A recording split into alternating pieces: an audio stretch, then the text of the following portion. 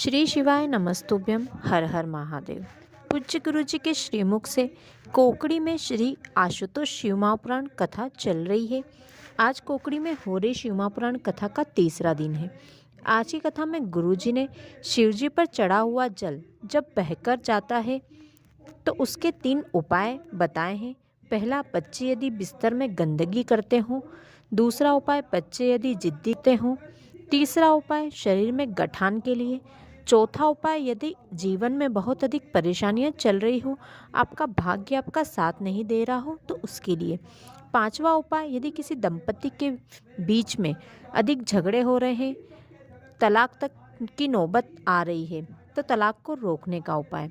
ये सभी उपाय आज की कथा में बताए हैं। इसी के साथ गुरुजी ने आज की कथा में कई उपयोगी जानकारी बताई है। आज की इस वीडियो में आज के सभी नए उपाय और सभी महत्वपूर्ण जानकारियाँ आपके साथ शेयर करने वाली हूँ, तो वीडियो में आखिरी तक बने रहें। आज की कथा की पहली जानकारी, जिस जगह शिवमापुराण कथा होती है उस स्थान को कैलाश कहा जाता है।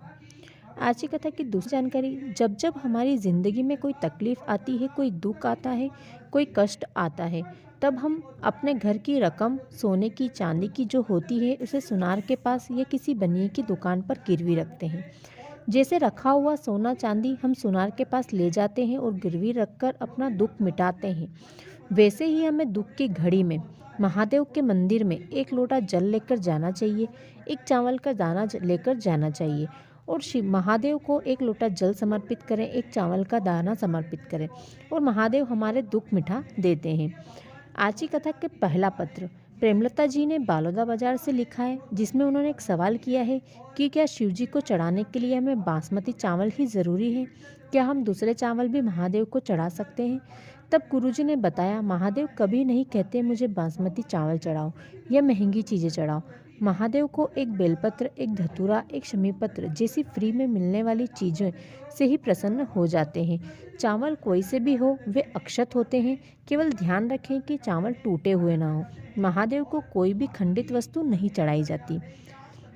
आज की कथा की अगली जानकारी, हमारे जीवन में हर जगह किया गया पुण्य खत्म हो सकता है, लेकिन शिवमापुराण कथा में दिया गया दान और शिव मंदिर में चढ़ाया गया एक लोटे का जल का पुण्य, एक अक्षत चढ़ाने का पुण्य कभी खत्म नहीं हो सकता। ये पुण्य अजर और अमर होता है।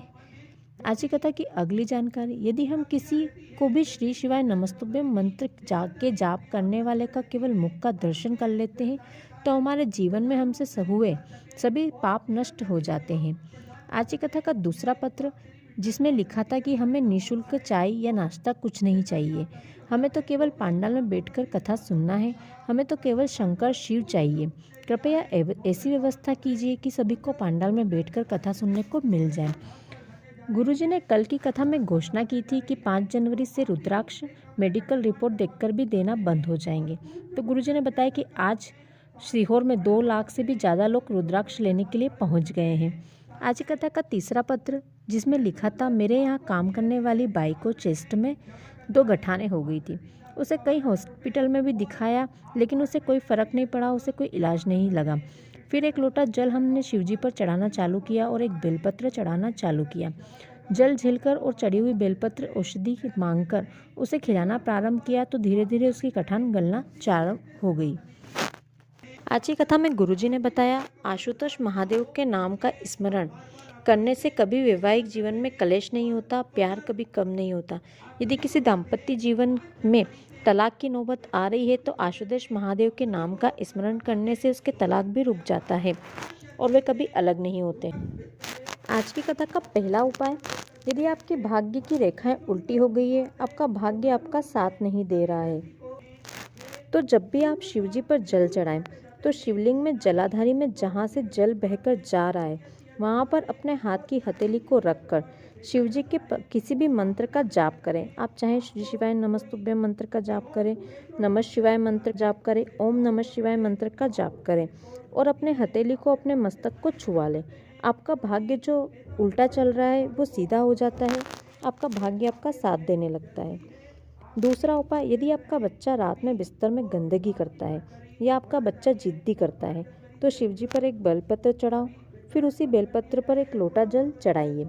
अब जब वो जल जलाधारी से बहकर नीचे गिर जाए और वहाँ से जल नीचे गिरकर बहकर जो नाली बनी होती है उस नाली में जाए। जब आप वो जल बहकर नाली में जा रहा है तब उस जल पर हाथ रखकर उसकी कुछ बूंदें किसी बर्तन में ले लें और वो जल अपने बच्चे को आचमन करवाना प्रारंभ करें। आपका बच्चा बिस्तर में गंदगी करना बंद कर देगा और यदि वह जिद्दी करता है तो वह जिद्दी करना भी बंद कर देगा। आज की कथा का तीसरा उपाय, यदि आपके शरीर में गठान हो गई है, चाहे चेस्ट में हो, बच्चादानी में हो या फिर शरीर के किसी भी अंग में गठान हो गई है, तो जब आप शिवलिंग में जल चढ़ाकर जल झेलती हैं तब शिवजी के किसी भी मंत्र का जाप करते हुए उस जल को झेलें। चाहे आप श्री शिवाय नमस्तुभ्य मंत्र का जाप करें, चाहे आप नमः शिवाय मंत्र का जाप करें, चाहे आप ओम नमः शिवाय मंत्र का जाप करें। फिर वो झेला हुआ जल और शिवजी पर चढ़ी हुई एक बेलपत्र औषधि लेकर मंदिर की चौखट की बाहर की ओर बैठकर मणिभद्र का नाम लेकर उस जल का आचमन करें और वो बेलपत्र खा लें। ये उपाय आपको सप्ताह में 2 बार करना है। आपकी गठान धीरे धीरे गलना प्रारंभ हो जाएगी।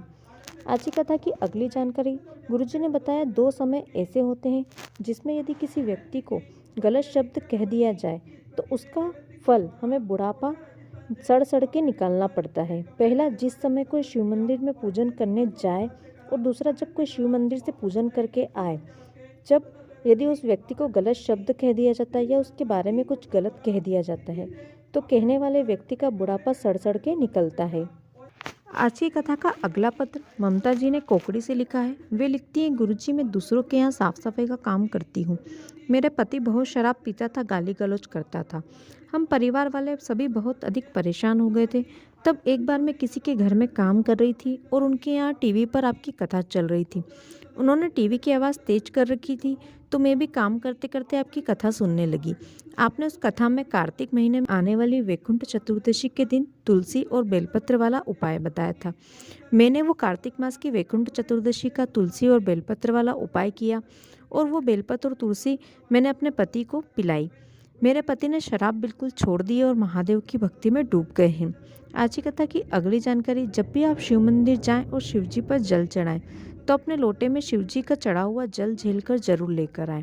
उस जल को अपने पूरे घर में छींटा लगाएं और अपने पूरे परिवार के लोगों को उस जल का आचमन जरूर कराएं। आपके घर में कभी कोई बड़ी बीमारी प्रवेश नहीं कर सकती है। आज की कथा में गुरुजी ने झारखंड स्थित जैन तीर्थ स्थल सम्मित शिखर को केंद्र सरकार ने पर्यटन स्थल के रूप में विकसित करने का फैसला लिया है। सभी जगह इस फैसले का विरोध हो रहा है, लेकिन आज की कथा में गुरुजी ने भी सरकार के इस फैसले का विरोध किया है। गुरुजी ने कहा है, जहाँ ऋषि मुनियों ने तप किया हो वहाँ तीर्थ स्थल कहलाता है। गुरुजी ने भी सरकार से निवेदन किया है कि सरकार को सम्मित शिखर को जैन तीर्थ स्थल घोषित करना चाहिए। आज की कथा की अगली जानकारी, हमारे जीवन में हमारी संगति का और हम कहाँ किस जगह बैठते हैं इसका बहुत अधिक प्रभाव पड़ता है। जैसे चाय की कीमत जगह के हिसाब से बढ़ती चली जाती है और ठेले पर चाय की कीमत कम होती है और होटल में उसी चाय की कीमत बढ़ जाती है, वैसे ही हम कहाँ बैठे हैं, किसके साथ बैठे हैं, उसी के हिसाब से हमारी कीमत होती है। यदि हम शराब की दुकान पर बैठे हैं, चाहे हम शराब नहीं पी रहे हैं लेकिन फिर भी हम शराबी कहलाएंगे। वहीं अगर हम मंदिर में बैठे हैं तो हम भक्त कहलाएंगे। आज की कथा का 5वां पत्र अनु जी ने लिखा है। वे लिखती हैं, गुरुजी जब मैं 13 साल की थी तब मेरे पूरे शरीर में खुजली की बीमारी हो गई थी। कई डॉक्टरों को दिखाया, कोई फ़र्क नहीं पड़ रहा था। 15 साल हो गए थे, मुझे कोई फ़र्क नहीं पड़ा। फिर मैंने आपकी कथा सुनना शुरू किया, आपके द्वारा बताए कई उपाय किए, पशुपति व्रत भी किए और 1 लोटा जल रोज़ शिवजी पर चढ़ाकर उस जल छीलकर अपने शरीर पर लगाती और धीरे धीरे मेरे शरीर की वो खुजली की बीमारी दूर हो गई। आज की कथा का 6वां पत्र योगेश जी ने लिखा है। वे लिखते हैं, गुरुजी मेरा बच्चा 3.5 साल का था। वो कुछ शब्द ही बोल पाता था। ज़्यादा बोलता नहीं था। तब मैंने पशुपति व्रत किए, जल चढ़ाकर झेलकर उसे देना शुरू किया और लाल चंदन के त्रिपुंड वाला उपाय भी किया। आज हमारा बच्चा बोलने लगा है। हम हमारे बच्चे को लेकर कथा में धोख दगाने आए हैं। आज की कथा का 7वां पत्र मीता जी ने लिखा है। वे लिखती हैं, गुरुजी मेरी आंखें नहीं है, मुझे भगवान से बहुत प्रेम है। मैं आपकी कथा सुनती हूँ। मुझे भी पशुपति व्रत करना है। लेकिन आप कहते हैं कि व्रत का प्रसाद खुद बनाना होता है, पूजा की थाली खुद लगानी होती है, तो मैं कैसे करूं? मेरी आंखें नहीं हैं। क्या मेरे पूजा की थाली मेरी माँ लगा सकती है? मेरे लिए प्रसाद मेरी माँ बना सकती है? क्या मेरा व्रत स्वीकार होगा? तब गुरुजी ने कहा, यदि बच्चे व्रत कर रहे हैं और अपने माँ बाप के आश्रय हैं तो उन बच्चों की मदद माता या पिता कर सकते हैं। वो व्रत स्वीकार होता है, वो पूजा स्वीकार होती है। आज की कथा की अगली जानकारी, 3 मित्र जीवन बर्बाद कर देने वाले होते हैं। पहला थाली मित्र, दूसरा ताली मित्र और तीसरा प्याली मित्र। ताली मित्र आपको ताली बजाकर आपको बल देते हैं और आपसे कुछ ऐसा करवा देते हैं जो आपको नहीं करना होता है। थाली मित्र आपको होटल में ले जाकर खाना खिलाते हैं और आपके परिवार से आपको दूर कर देते हैं। प्याली मित्र आपको अपने पैसे से आप पीना सिखाएंगे और आपके पीने की आदत को लगा देंगे और आपका जीवन बर्बाद कर देंगे।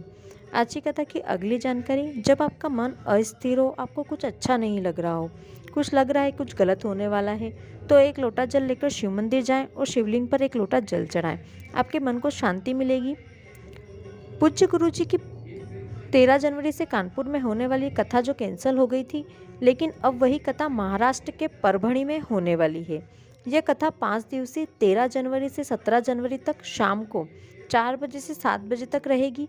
इस कथा का स्थल लक्ष्मीनगर, पाथरी रोड, परभणी, महाराष्ट्र में है। इस कथा को माँ चंद्रभागा शिवमापुराण नाम दिया गया है। तो दोस्तों, ये थी आज की कथा की कुछ विशेष जानकारियाँ, उपाय और पत्र जो आज की कथा में गुरुजी के द्वारा बताए गए हैं। यदि आपको आज का वीडियो अच्छा लगा हो तो वीडियो लाइक कर दें, साथ ही इस वीडियो को ज़्यादा से ज़्यादा शेयर करें, ताकि जो भी आज की कथा किसी कारणवश नहीं सुन पाए हैं, इस छोटे से वीडियो के माध्यम से आज की कथा का संपूर्ण रसपान इस छोटे से वीडियो के माध्यम से कर पाएँ। साथ ही वीडियो में कमेंट में हर हर महादेव या श्री शिवाय नमस्तुभ्यम मंत्र का जाप लिखना बिल्कुल भी ना भूलें। धन्यवाद।